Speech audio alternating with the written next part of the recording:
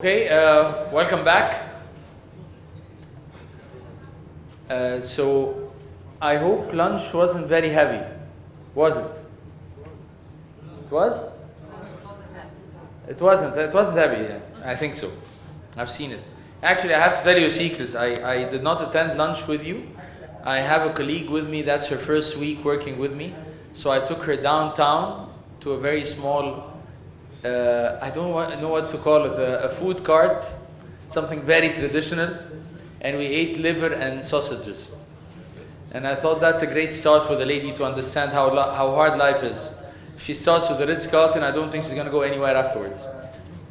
Okay, so just quick, before we get into a very interesting and very rich session with very senior people, as all our guests today and all our speakers, let's just go remember once again what we've been throughout the days. So we started with laying the landscape. We took a look at what's happening all together, how the landscape is, what are the major challenges that we're facing. We took a look also at the understanding how important it is to really integrate things, to take the big picture. It's not just one part of the picture, it's the full value chain, it's the integration of efforts from the governments and also from the private sector, but then within the proper framework of an ecosystem that provides policies that will be really enhancing, that will open the door for the different players to do their homework properly.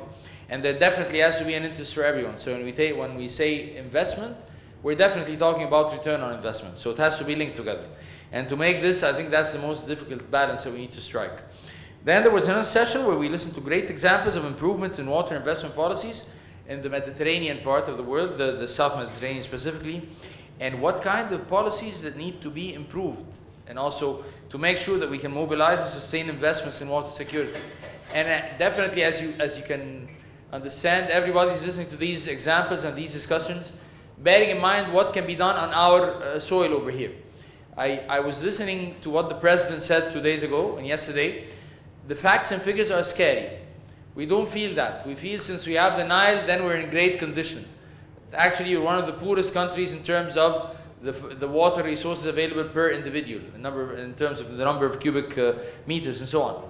So it's not as rosy as it sounds, and there are lots of things that can happen. Everything needs investment. We're not there yet, so we need to bring things together. We have lots of players and major players and partners in the field, the EU and UfM, and maybe other partners. I've seen today people from great countries, great friendly countries like Finland, for example, and we've been working a lot with the EBRD and with other bodies, and definitely after tomorrow we're having also discussions with the African Development Bank. So we were told several times before, it's never about the money. The issue is never about the investment. It's about the idea, it's about the mechanisms, it's about the strategies, it's about the integration of people come together and make things happen. Then we continued also with our dear friend and colleague, Mr. Ahmed Gaber, chairman of Chemonics, and we were talking about investments from a private sector perspective. There were lots of contributions done to water security, mainly starting again with southern and eastern Mediterranean countries, but then we need to get the lessons learned. When we talk desalination, there's definitely the big challenge of investment in energy. And there are priorities for countries, and some countries are making it the first priority for them right now, totally to focus on everything related to energy, but then also about poverty eradication and so many other challenges that we have. So I guess there are so many things still to be done. I think we have lots of work to be done, lots of discussions to happen, and I think one of the things, and maybe that was one of my discussions with Ayman earlier before we start this session, sometimes the different players need to understand what they can get from the other parties. We think that money is available full stop, or we think that we have to follow a certain route to make things happen. I think understanding the roles for every party, that's another big challenge we need to focus on. And I know that still there are lots of things to hammer. I know that one of the issues that were mentioned this morning, and I think that's another big challenge which was mentioned by Dr. Tahani, was everything related to the execution of the policies, the procedures. So the policies are great, but one of the challenges we have, and specifically in our part of the world, and I'm not sure if it's there in other Mediterranean countries, but it is there, there's so many complications in laws. There's so many laws that contradict each other one way or another. In the implementation phase, it becomes even more challenging. So I think one of the The lessons learned is cleaning up the policies that are there, maybe sometimes canceling total policies, total laws sometimes. The bylaws are also a major challenge, so I think we need to play a lot in this area. And that's the beauty of having all the experts over here, and I'm sure one of the outcomes of this great opportunity, I think there's going to be a call for action. I think that, Mr. Mu'taz, I think we were talking also that there will be definitely like action items, action plans, people to leave this place while walking together, working on certain projects, so lots of things still to come our way. Very shortly, we're going to be starting our final session, and we have senior level participants on all levels. We have high level panelists. We've got His Excellency Ambassador Nasser Kamel, Secretary General of the UfM Secretariat. We've got His Excellency Ambassador Christian Berger, Head of the European Union Delegation to Egypt. We've got His Excellency Dr. Mohammed Abdel Ati, Minister of Water, Resource and Irrigation, Arab Republic of Egypt. And we've also got like our panelists and senior experts in the field. His Excellency Mr. Wissam Fattouh, Secretary General Union of Arab Banks, and also we've got Ms. Maria Salim, Regional Director MENA Unit for SIDA. Lots of players in the market, and we had this morning also, we had with us our great friend Mrs. Amis Nigm, who is the Senior Advisor for the Governor of the Central Bank of Egypt. And I think one of the things we've been working with them on lots of projects, we've been working also with the Tibet, and the main challenge was always finding what to do simultaneously in an integrated way. So it's never again about the money, it's the usage of the money, it's the proper expenditure, it's putting things in their place. Mr. Ayman, I wonder if we can start, or we can please call our dear guest to come on stage.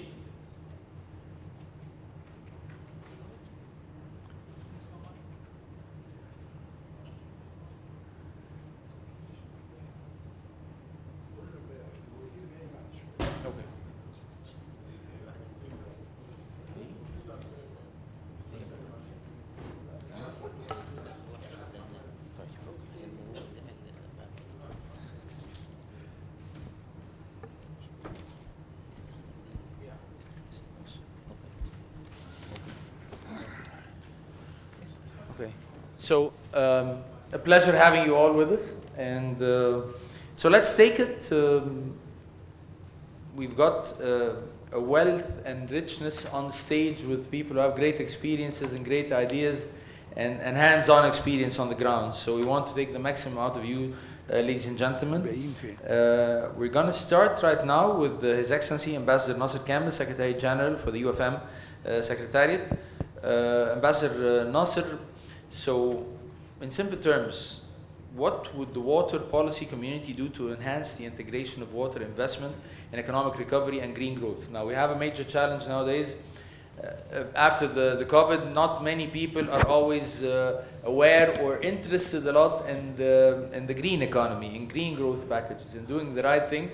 Everybody's thinking more, I want to recover all my losses, my financials, get back to a proper blue P&L and so on. And it's the same time where we're going to the private sector and asking them, come on guys, come and invest with us. How do you see this, sir? Thank you. Can you hear us? Can you hear me? Yes, it's working. Yeah, okay. Yeah. Well, thank you. Thank you very much for animating this very important session, but being one of the institutions, along with the EU, I would even say the Swedish Development Agency, who have made this event happen and take place today, I would like to take a few seconds to welcome all of you to this session, and also to highlight to our participant that the Minister of Irrigation, Dr. Abdel Ati, will be joining us in a while because he's participating in a different event, GCF, if I'm not mistaken. And will be joining us later, so we'll have the honor of having him in this session. This exercise that we're having today is actually the third one, the third edition that we have done with our strategic partner, which is the EU, of course, in terms of the EU engagement in the region when it comes within its neighborhood policy, when it comes to their focus, which is strengthening resilience, the green transition, and climate action. And all those three dimensions are interlinked organically with the issue of water and also with the issue of water investment. Coming back to your question, because those issues are essential elements in any economic recovery and green growth. We're doing it also with Egypt, being the host of the Cairo Water Week, and Asian vision and strategy when it comes to ensure water security in a very challenging environment, locally, nationally, and regionally, without getting into too much details. They're showing great ingenuity in terms of ensuring water resources and water security for the Egyptian people and the Egyptian economy. In my view, we at the CMED countries, meaning the south and the east of the Mediterranean, need to invest, as you rightly said, more when it comes to water security. Even before COVID, the need was there and was growing. And by that I mean the region, in view of the growing population, in view of the pressure on water resources due to climate change, needed to do more when it came to water as an essential element of economic and socio-economic cohesion. And access to water has proved to be of utmost importance during the pandemic. We all know, for obvious reasons, hygiene was on top of the list, but so many other obvious reasons. So the pandemic has, on top of what I mentioned, has put pressure on the availability of this resource, and especially when it comes to investing in water security. For a very simple reason, we have relocated more resources and more public funds to other sectors, and especially to the health sector, which was one of the most affected, but also to other sectors that were affected by the pandemic. If we add this to some of the systemic issue that we're dealing with when it comes to water management and water resource and water security in our region, one of them is water tariffs, which definitely have an impact on the available resource and also on the credit worthiness of that sector. We would come to the conclusion that water as a sector needs more focus in terms of public policy and more finance when it comes to investing in that very vital sector. So talking about the recovery, to come back to your question, I am a believer that the recovery has to integrate water security. If you want to build, as we say, if you want to build back better. Yep. We keep saying it, but for order, I think the minister is arriving, so. معالي الوزير اتفضل. اتفضل. If you want to build back better, as I said,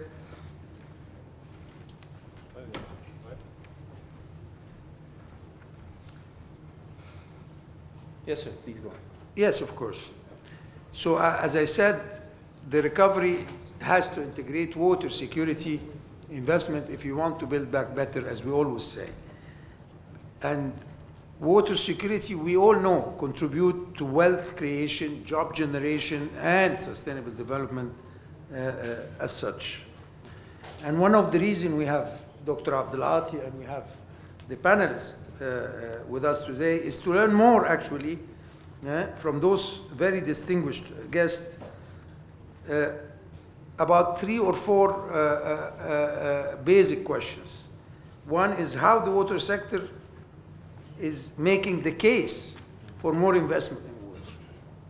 The second question, I would say, is how they are developing a credible water sector investment plan, because we need to have a water sector investment plan that is economically and financially credible. it's important that we make the case for the public actors, but also for the private sector, of the viability of that sector from an economic standpoint. Another question I think we need to discuss today is how financial resources that are directed to investment in that sector, we need to explain to our public that how those investments will provide the highest social benefit. Yep. In terms of sustainability, in terms of their attractiveness again to the private sector. All this, I must say, is at the heart of what we do on a daily basis in Barcelona at the headquarters of the Union for the Mediterranean. The whole, or a big bulk of what we do when it comes to water is the financial strategy and how to upgrade, build capacity, and agree on a financial strategy in dealing with that sector at large. I'm not the expert are actually sitting in front of me here, but this is actually the core of what we do on a daily basis. So I will end by saying I'm looking forward to listen to the minister, especially as I mentioned before I arrived, how important Egypt is, not only as a partner in this very big and important event, but Egypt's contribution to its own water security while dealing with a difficult local, national, and regional environment. And also from my dear friend, dear old friend, I have to say, Christian Berger, in terms of how the EU is helping the CMED region or Egypt, it depends on his preference, in terms of dealing with water security. And of course, one of the major development agencies, SIDA, coming from a country that has fulfilled its obligation of contributing 1% of its GDP to development, how they approach the issue of water security and water investment. Thank you very much. Thank you very much. Thank you very much, Your Excellency Ambassador Nasser Kamel. Of course, definitely we're honored to have Your Excellency Minister Mohammed Abdelati with us, and your speech is going to be the cherry on the cake, so that's the final thing we want to listen to, of course. Let me take the question right now to our dear colleague, Ms. Maria Celine. And Ambassador Nasser mentioned something extremely important when he said the word security more than once, and funds are going into this area. But then we need just to make sure after the COVID thing, some of the resources or the pandemic stuff led to lots of resources being diverted to health more. So can you just give us some ideas? How did it work? How did it affect investments in Southern Mediterranean?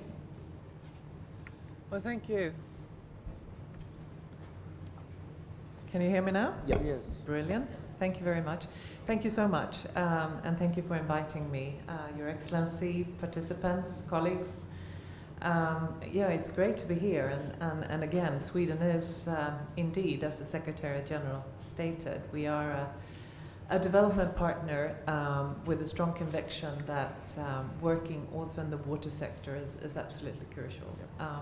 I myself, together with my team here, we're based in Amman at the Swedish Embassy in Jordan, and we are tasked with implementing a regional strategy that our government took a decision on about a year ago, which stresses really regional collaboration and cooperation. So that is our job, and as a long-standing, or since 2017, I think, we're partnering with the UfM Secretariat, and so thanks to you for inviting us here. I'm delighted.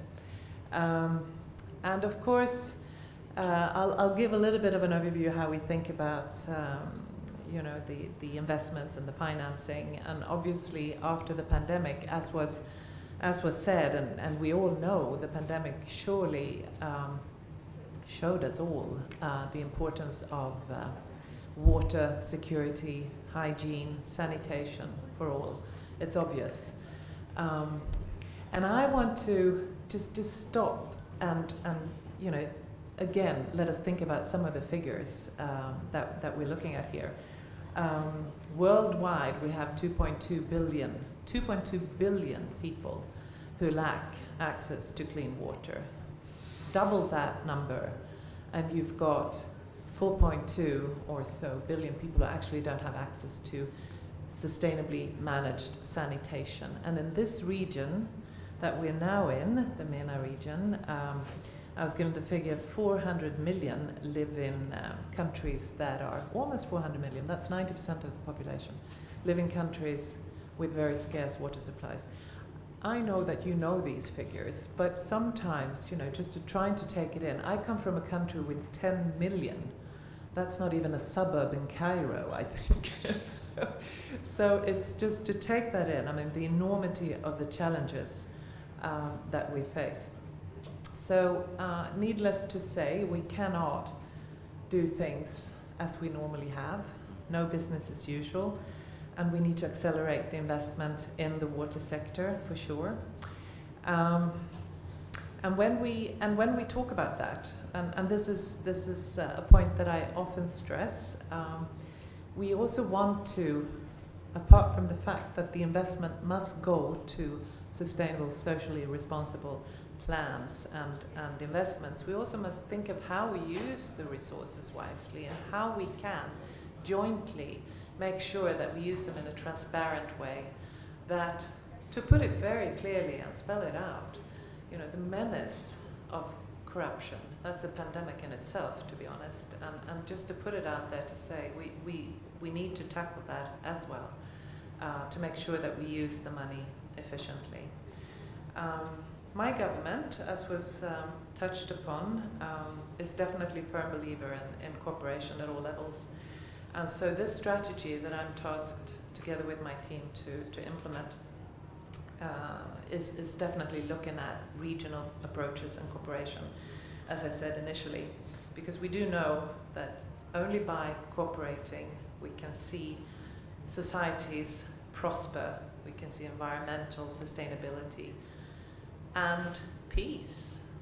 You talked about security, and we know that when resources such as water are scarce, we run the risk of seeing conflicts. And yes, we partnered with UfM Secretariat in 2017 because we know that they are an extremely important player and a broker of regional cooperation and a convener that we need in order to bring about partners to work on the water agenda, among other things, obviously.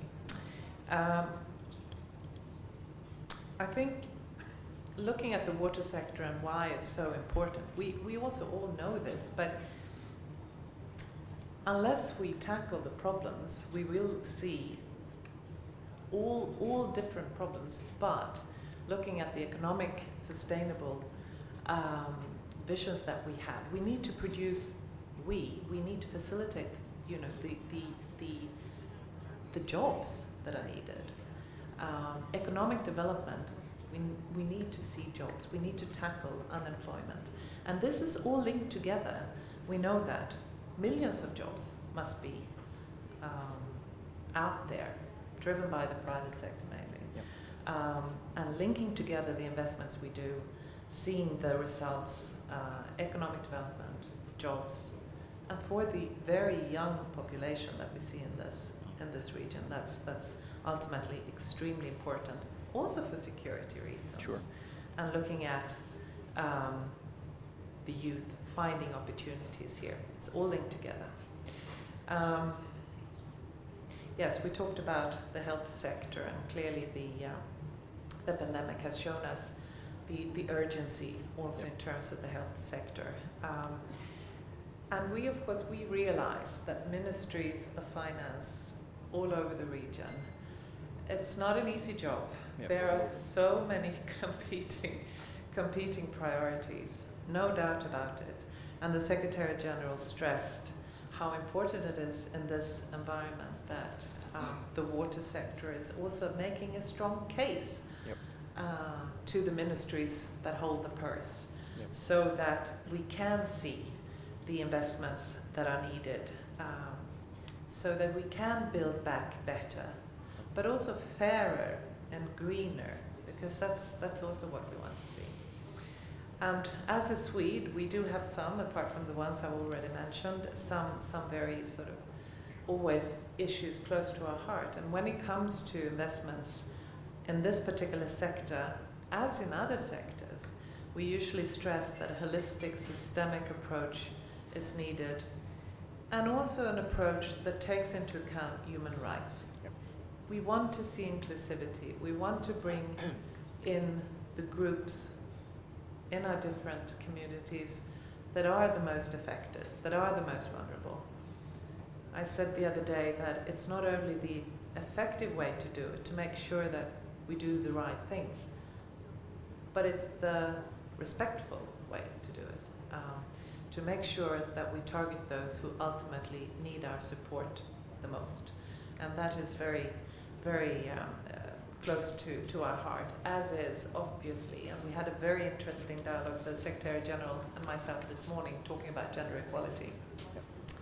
I come from a country who applied in 2014 a feminist foreign policy. That means that in everything that we do, we have gender equality at the heart of it. And we think it's a very good strategy. And we know that some other countries have taken that approach on board and run with it in their different ways. Yes. It works for us, and I'm proud to say that it's the way forward, we think. So with that, I thank you very much for listening to this, for taking your time, and I look forward to the other interventions. Okay. And thank you for arranging this dialogue. Thank you very much. Thank you very much, Maria, and some key words you mentioned. And as you said, it's not easy to allocate the resources to convince the ministries of finance. That's why we're looking for intelligent solutions. It's about real value, and it's value for money. We need to move away from the concept of cheap. We want to go more towards value for money. You mentioned something very important. It's about transparency, and it's about fighting corruption. And I can tell you that over the past 2 days and tomorrow and after tomorrow, I'm personally involved in a project where we're developing 150 youth from Egyptian universities on fighting corruption with proper mechanisms. It's done by the Egyptian government, by the way, with developmental partners. It's taken seriously. I will not talk about gender equality because men, I think, in this country, we need some support. Recently, I think all the ministers, His Excellency is one of the rare men in the country, lots of ladies ministers now and so on. No, but actually, lots of interest for females, lots of members of the parliament today, and lots of focus on empowering ladies everywhere in the country. I want to take us to, and just reminding you, ladies and gentlemen, once again, it's a hybrid event because we know of all the COVID restrictions, so that's why we have lots of our participants online. And we're moving right now to Mr. Wissam Fatouh, and I'm very sorry, Mr. Wissam, because time is so short, but we really want to listen to your input, and I want to ask you in very simple terms, how has the COVID-19 pandemic affected investments in terms of the recovery packages? Do they really take into consideration the water security investments or not? Because I know that in every country and all the developmental partners have the recovery package. Does it include water security investments clearly or not? Tell him to unmute. If you can unmute your laptop, please. Because we cannot hear you. I think there's something wrong with the voice. Just 1 second, Mr. Wissam, just to make sure the system is working. Okay. Tell him to open the camera. Yes. So we're going to start with the camera and then with the voice, or one of them. You don't have to. Can you hear me now? Yes, we can. Thank you very much. Okay, Please perfect. Go ahead, thank you so much. Thank you so much. Allah, thank you so much for inviting me. Thank you to UfM and for the European Union as well. My brief intervention, Mr. Khalid, is going to be like for the 3 main points. It's going to take like 4 to 5 minutes no more. I'm going to talk about the reality check in the Arab region and highlighting some reason for the problem. And at the end, if I may suggest to give some recommendation. So the Arab region is one of the most water scarce and insecure region in the world, dealing with uneven distribution of water. The Arab region covers 10% of the world geographical, as you all know, around 13 million square meters, and is home to 6% of world population. Nevertheless, the region serves less than 2% of the world renewable water supply. Besides, 2/3 of the Arab region water supplies are originated from outside the region. And this is, information that, as I said, I reality check. My remarks goes at the end how private sector and banks should be involved in the investment in this water security. According to the United Nations, estimated around 12 Arab countries suffer from severe water shortage. For instance, the per capita availability of renewable water resources is less than 500 meter cube per year. The 22 Arab countries, 13 receive less than 251 millimeters of rainfall annually. Moreover, nearly 360 million citizens face tough water conditions, ranging from water scarcity to absolute scarcity. Note that 59% of the Arab population live in the urban areas, which exert additional pressure on the urban water infrastructure. According to recent WHO and UNICEF joint report, the percentage of population accessing safely managed drinking water service varied considerably in the Arab region, ranging as example from Kuwait 100% to 48% in Lebanon. Likewise, the percentage of population accessing safely managed sanitation facilities range between 100% again in Kuwait to 17.7% in Algeria, and around 22% in Lebanon. The increasingly scarce in water condition in the Arab region affect the existing challenges faced by most Arab countries, such as food security, living condition, and human health. Particularly, as you know, the Arab countries import more than half of their food, and they are among the largest importers of cereal worldwide. Now, what is the problem, ladies and gentlemen? There are three growing pressures threaten the water security in the Arab region, which have fundamental impact on the vulnerability of water resources, socio-economic development, and the way water is managed and financed in the region. These pressures are, number one, population growth. The Arab region population tripled since 1970, increasing from 128 million to 460 million in 2020. This problem is even exacerbated by the influx of refugees and displaced people from the surrounding countries. Number two, climate change, which brings larger climate variability resulting in drought and floods. This phenomena increases the stress created by water scarcity. Number three, conflicts. The Arab region faces increasing conflicts which trigger the unreliability of water sources and boost water scarcity risk. Sometimes water conflict create a political conflict. However, ladies and gentlemen, the Arab countries are not undertaking the appropriate planning and preparation to face these pressures, except Egypt. I think Egypt, they are on the right track. Especially those countries which is limited financial capacity, it is worth noting that in the face of water scarcity, several Arab countries have turned to non-conventional sources, including desalination plants we talked about this morning. For instance, more than 75% of the worldwide desalinated water is produced in our region, and more than 70% of the produced water in the region through desalination is in the GCC countries. Over the next 20 years, freshwater resources per capita are estimated to keep declining steadily in the Arab region unless a fundamental shift occurs. Furthermore, a recent UNEP, United Nations Environment Program, report estimated that water resources area in the Middle East alone is likely to drop 20% over the next 50 years. So Mr. Wasim, if you allow me, Mr. Wasim, because we are running out of time, one thing that would be extremely... Okay, let's go into directly into your question. Yes. Okay, so I just want to mention the water in this core of 2030 sustainable goals, as you know, is SDG 6. So I wanna make some recommendation that Union of Arab Bank can see it to achieve the SDGs. SDG 6, the Arab country must do the following, and this is the point of the Union of Arab Bank. change the way water is managed today, for example, by shifting from linear system of use and disposal to a circular economic model. Recommendation number 2, change the way water is financed, for instance, by engaging the private sector and reconsidering water pricing policies. And this is where the PPP is engaged. Change the way policies are designed, including regulations and laws related to water resilience and water security. 4, consider the importance of regional effort to integrate water issues in both national and international policies, which helps in adopting the necessary mechanism to reduce crises resulting from water shortage. Thank you very much. Thank you very much, Mr. Wissam. Very rich presentation. I'm sure if we had more time, we would have listened to some great ideas and some great statistics also.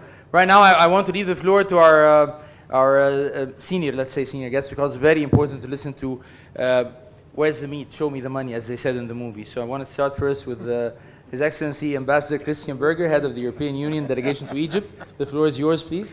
If you remember the movie, it was Show Me the Money, right? Show me the money. I want to listen to the money from your side, sir. Please. Thank you. Yes. I think I left it at the door, but well, thank you very much. Thanks for this very kind invitation to speak today with our very, very close partners, our sister organization, the Union for the Mediterranean, of course, the ministry that is a very important partner in the country, but also with our one of the key development agencies in Europe, with CEDA, and of course also with the Union of Arab Banks. Now, I'll tell you a little secret. NASA and I, we worked for a long time in a part of Europe where they say there are 2 seasons, only 2 seasons, when the rain is cold and the rain is warm. So it shows you we have been in places where I think there was no shortage of water. But NASA is Egyptian. I'm married to a Greek, so we know very well what the situation is in the Mediterranean. And since we have heard already a lot of figures, let me give you a couple of additional figures. First of all, I'm sure you know that the Mediterranean holds only 3% of the global water resources. Now, on the one hand, the 3% of the global water resources, but on the other hand, you have over 50% of the world's water poor population in the Mediterranean. And in the Middle East and North Africa, you have 60% of the population live in areas of high or very high water stress, compared to the global average of 35%. Therefore, and I think it doesn't come as a surprise, the water sector here in this part of the Mediterranean and also, of course, here in Egypt, is a top priority for the European Union. And this topic is and will remain a top priority for the European Union, as one of the main pillars of intervention. Here, your money question. We're investing in human capital, but we're also ensuring the presence of strong, cautious public awareness alongside investment in infrastructure, and both, in our view, have to go hand in hand. Now, we will be looking at how water is the key to socio-economic development. Again, there is obviously a money aspect there when it comes to socio-economic development. So it is not just about looking after the environment, as we all do at the moment, and you all know COP26 is around the corner, COP27 will be around the corner in Egypt very soon. So these are key topics in the world at the moment. But it is also the path to green and blue growth and to greater resource efficiency. So again, environment, but also investing in growth and in resource efficiency, all comes together. And here in the Mediterranean, as we have already heard from Nasser early on, the UfM certainly is one of our closest partners, and we have been engaged in a close partnership over many years in this field. Now, again, coming back to the economic situation, we all hit around the world by COVID-19 and the impact of COVID-19 on the world's economy. And this is irrefutable proof that solving water and sanitation challenges goes far beyond the public health imperative that we have to face as a primary action, of course, but the socio-economic impact of COVID comes right at its heel. And solving, so it's now more than ever that governments look for opportunities to collaborate to develop financial policies and contribute to lasting solutions. let me make a couple of footnotes here regarding the European Union, what we're doing. So in this year, in February this year, the Union issued a new plan. It's a new agenda for the Mediterranean, and this is based on the conviction that by working together in a spirit of partnership, common challenges can be turned into opportunities. And there is a mutual interest of the European Union and its southern neighbors, and in particular Egypt. So again, yes, COVID-19 indeed is a big challenge to us, but there are also lots of opportunities now for our companies developing new industries, developing new processes. There is a lot that we can do, also in aspect when it comes to water resources and the environment at large. So what we're doing is we have developed an economic and investment plan to spur the long-term socio-economic recovery in the southern neighborhood. And under this new financial instrument of the European Union, we will be investing about 7 billion euros in the next 7 years, and that will be implemented in such a way that we can also mobilize about 30 billion euros in terms of private and public investment in the region. Now, what is this going to address? Demographic changes, urbanization, climate change, digitalization, as well as the circular economy, as we have just heard from our colleague from the Union for Arab Banks. And this is all interconnected with water. And it is all offering us both challenges and opportunities, leading the way towards a sustainable future as targeted by the European Commission's new green policy. Here in Egypt, we are committed to continue working with the Ministry of Water Resources and Irrigation and other water partners to secure water as a valuable, sustainable resource for the country. COVID-19 has shown how critical it is that our fundamental systems, water, energy, communication, are resilient and allow us to respond appropriately to emergencies. This is essential to the overall stability and resilience of our societies. And here, a water-smart society is essential in order for us to respond to emerging challenges for sustainable and inclusive growth and transnational cohesion. Now, the road to achieve a sustainable water sharing and cooperation must go through two milestones, in our view. One, enabling the development of a circular economy and of green growth, and two, meeting the obligations of the parties to the Barcelona Convention and other multilateral environmental agreements to which the UfM members are parties, as well as the objectives of the Mediterranean Strategy for Sustainable Development. So today's event here will help us to re-emphasize the significant importance of the regional and transboundary dimension of cooperation in this field. And this cannot be achieved without knowledge and best practices that we all need to share. The implementation of the regional cooperation will be effective if there is strong participation and replication in countries at national, regional, and local levels. So thank you. I'm looking forward to seeing you all once again next year at the 4th EU-UfM Water Investment Forum here, hopefully in this room. Thank you very much.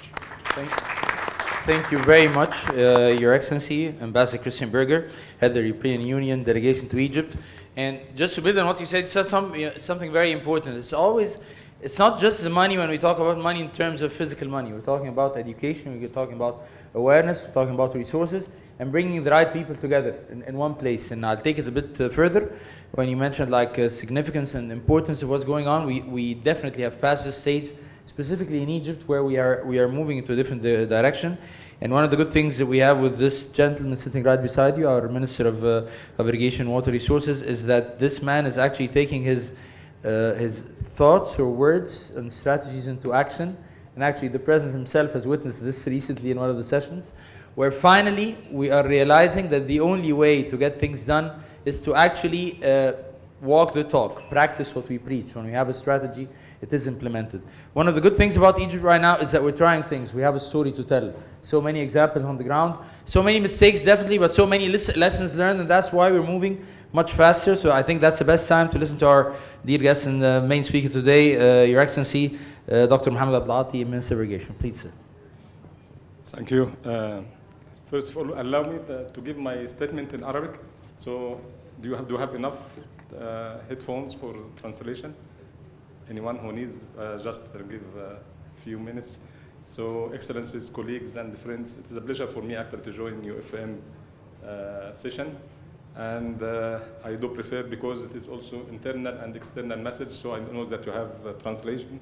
So I do prefer to speak in Arabic, if you allow me. في الحقيقة طبعا هو في قصة لازم نحكيها.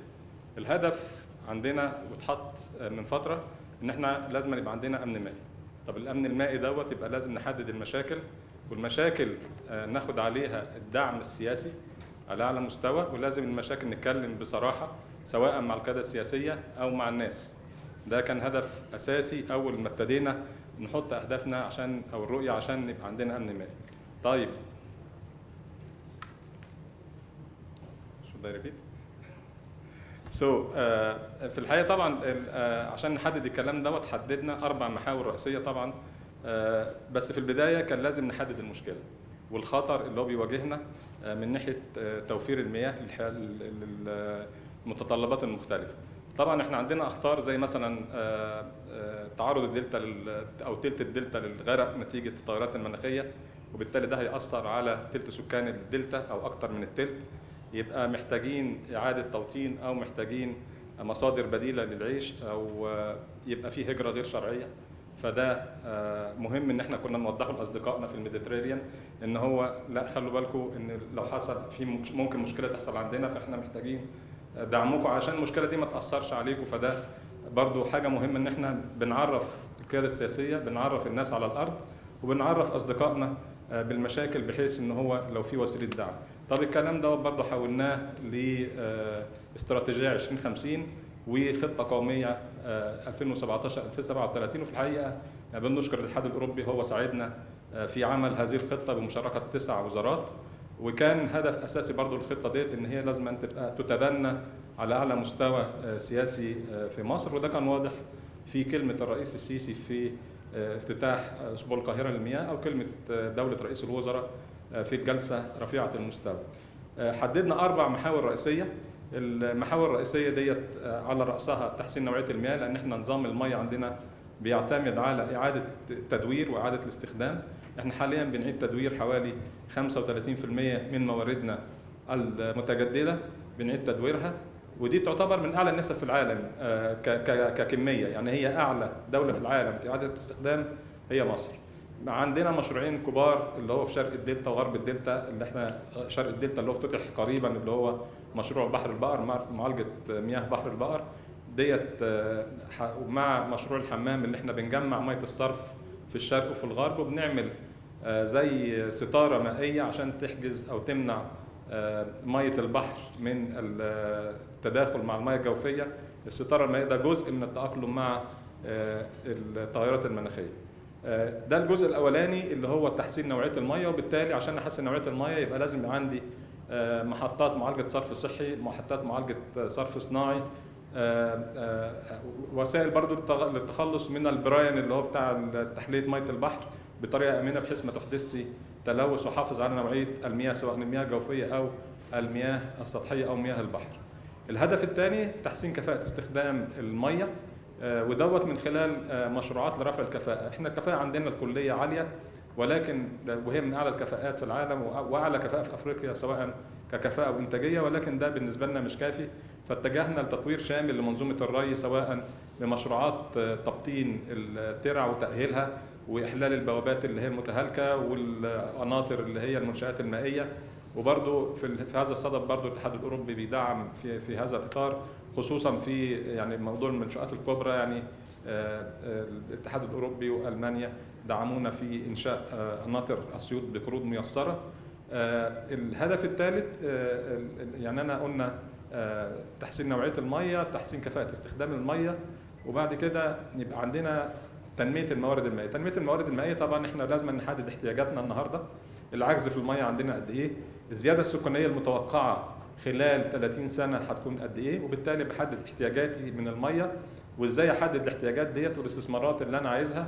الاحتياجات ديت لحد 2050 ستصل الى من 5 ل 7 مليار متر مكعب، وبالتالي لازم نفكر على وسائل اضافيه، لان ميه النيل محدوده ومش متوقع ان هي تزيد ككميات ميه على المستوى القريب. ده المحور الثالث. المحور الرابع ده المهم بقى، المحور الرابع ده الاساس ان انا ببني عليه الاستراتيجيه بتاعتي لتهيئه البيئه المناسبه من خلال تشريعات.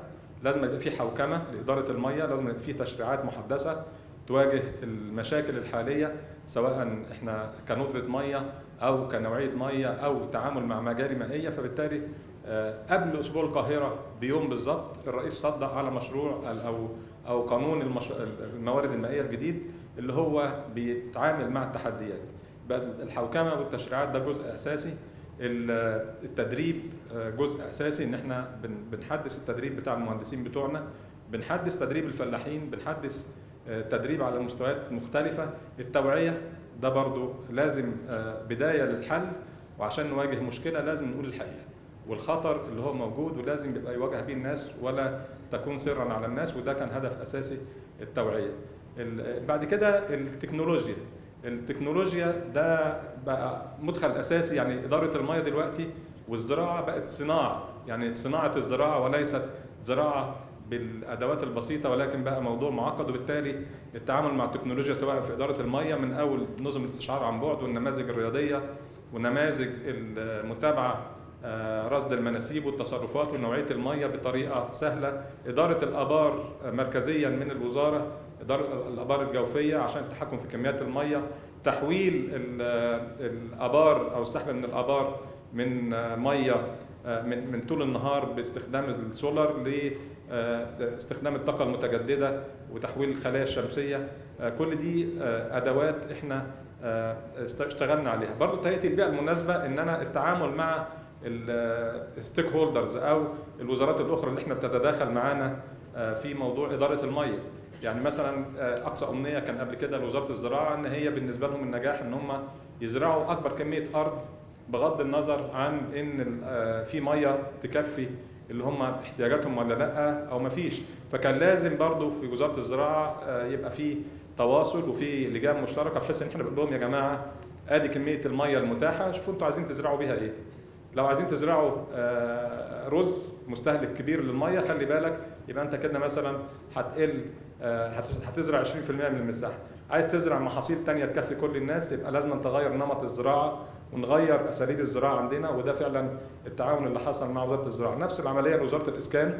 وزاره الاسكان طبعا هو بيعتمد في ميه الشرب على النيل، وبالتالي كميه المياه المتاحه قليله، فابتدينا نتكلم معاهم لازم نرشد في استخدامات البيوت. كان قبل كده التصميم بتاع المحطات كنا بنعمل 250 لتر للفرد في اليوم. النهارده مع التطوير ومع التوسع في المحطات احنا بنقل بالكلام دوت، بنحاول نوصل لمعدل 90 لتر للفرد في اليوم. طبعا ابتدى تحدي علشان نوصل للكلام ده، تقليل الفواقد في الشبكات، ان احنا بنستخدم قطع موفره عشان نقلل استهلاك البيوت وتدي نفس الكميه في الميه. طبعا المحاور دي كلها اتحددت مره واحده. طبعا في جزء مهم برضو من تهيئه البيئه المناسبه ان احنا التعامل مع شركائنا في دول حوض النيل، لان دول شركاء مهمين، فلازم برضو كان يحصل معرفه بمشاكل الميه عندنا ومشاكل ندرتها واحتياجنا الاساسي لميه النيل، وكذلك مع شركاء التنميه وشركائنا في اوروبا وفي دول العالم يعرفوا حقيقه الموقف المائي والخطوات الجديه اللي بتاخدها الحكومه المصريه للتعامل مع قضيه الميه، لان هي بالنسبه لنا قضيه حياه. وانا كنت سعيد جدا لما احد الوزراء الاعزاء من افريقيا وهو جاي بالطياره قال لي انا دلوقتي عرفت ليه انتم حساسين لموضوع النيل. انا وانا ماشي بالطياره شفت شريحه صغيره مزروعه وفيها عمران، وبقيه الارض شرق وغرب صحراء، وبالتالي عرفت ان لو ميه النيل اتقطعت عنكم يبقى انتم بالنسبه لكم دول هتموتوا، والحق في الحياه اولى بكتير قوي من اي حق اخر. فلازم يحصل توازن بين التنميه وبين الاحتياجات للحياه. طبعا احنا مع دول حوض النيل احنا بنفكر، يعني كان الاساس في الكلام في الاول بنقول نعمل اتفاقيه عشان نعمل مشاريع، ولا نعمل مشاريع وحوالين المشروع ده نعمل بيه اتفاقيه. انا مقتنع باللي هو الجزء الثاني، ان احنا لا، لازم يبقى في مشروع مشترك وحوالين المشروع المشترك دوت نبتدي نطلع الاتفاقيات عشان تعمل المشروع المشترك. المشروع المشترك دوت اللي هو ربط بحيرة فيكتوريا بالبحر المتوسط، وده في 5 دول حبيسة في نهر النيل. الدول الحبيسة دي بيبقى عندها مشاكل كتير قوي، على الأقل عشان تستورد وتصدر بتبقى تكلفة الاستيراد والتصدير بالنسبة لها غالية جدا. لما يبقى في نقل نهري بتبقى تكلفة رخيصة. لو أنا على طول المسار دوت عملت مواني وعملت بنية تحتية وعملت طرق وعملت سكة حديد وربطت كهرباء ونقلت التجارة، ربطت الدول ديت بالبحر المتوسط، وبالتالي التجارة بتاعتهم توصل لأوروبا والدول المجاورة، ده كل دوت السياحة برضه يبقى في حركة سياحة، يبقى في تنمية في الدول ديت. بس حوالين الكلام دوت عشان أعمل الممر الملاحي يبقى لازم في اتفاقيات جمارك وفي اتفاقيات حدود وفي حقوق لرسوم ممر، ففي جدوى اقتصادية للدول اللي هي على هذا النهر، وفي نفس الوقت يبقى في تكامل بين الدول. ممكن نستورد محاصيل بدل ما احنا ما بنستوردها من الخارج او بنزرعها في مصر وتستهلك ميه زياده، لا نتكامل مع دول حوض النيل ونزرع المحاصيل ديت. دي كلها الرؤيه. الكلام ده كله اتحول لخطه قوميه للميه اللي هي 2037، ان احنا بنتكلم على استثمارات. احنا في الاول حددنا استثمارات بحوالي 900 مليار جنيه، دي بتوازي حوالي 50 مليار دولار، ولكن في الحقيقه مع معدلات التنفيذ اللي هي الحاليه اللي احنا بنشوفها انا متوقع ان هي يبقى الرقم ده يتضاعف ل 100 مليار دولار. وده رقم طبعا من التحديات، ان احنا ازاي نوفر التمويل دوت علشان نحقق مستهدفات الخطه. لو احنا بصينا لها كامن اجتماعي وامن اقتصادي وكيومن نيدز اساسيه بيزك نيدز ان احنا نوفرها، فده بيجنبنا مشاكل كتير، سواء مشاكل داخليه من زي ما قلت السوشيال انريست في حاله وجود شح مائي او هجره غير شرعيه، مشاكل خارجيه، فتستحق ان احنا نستثمر ونضع استثمارات كتيره. وده تحدي طبعا ان احنا ازاي نفكر فيها. ففي جزء اساسي في القانون بتاع الموارد المائيه الجديد اللي هو مشاركه القطاع الخاص، وخصوصا في موضوع تحليه ميه البحر، اداره المحطات. يعني ان المحطات الجديده كلها بنسندها للقطاع الخاص لادارتها وتشغيلها، وبالتالي الدوله بتطلع منها كمشغل، انا بستلم منه كميه ميه بنوعيه محدده واتعامل معاها واوزعها على المنتفعين. دي ببساطه يعني الحاجه الاساسيه. طبعا انا فوق كل دوت برامج اللي هو تحسين كفاءه الري وادخال الري الحديث. الحكومه برضو عملت برنامج لادخال الري الحديث في الاراضي، ان احنا هندي للفلاحين قروض بدون فوائد بتدفع الاعصاب بتاعتها على 10 سنوات. وعلشان امنع ازود الكفاءه بتاعت القروض ديت وتاثيرها وارخص الاسعار، انا الحكومه هيبقى دورها دور فني بس. وده جزء برضو من الحوكمه، ان انا مش عايز يبقى فيه تداخل للحكومه مباشر بين الممول وبين الفلاح، لا، الفلوس البنك هيديها للفلاح هياخد منه الضمانات. الحكومه دورها او وزاره الري دورها ان هي التعامل الفني وارشاد الفلاحين في اسلوب التنفيذ. ده يعني ببساطه خالص القصه اللي انا كنت حابب احكيها ليكم واشاركها معاكم. وطبعا انا سعيد ان انا في اللجنه ديت او في الجلسه ديت، وبشكركم جميعا يعني على حسن الاستماع. معالي الوزير شكرا جزيلا. وهي مش حاجه بسيطه خالص، حضرتك كده قصه كبيره جدا ما شاء الله.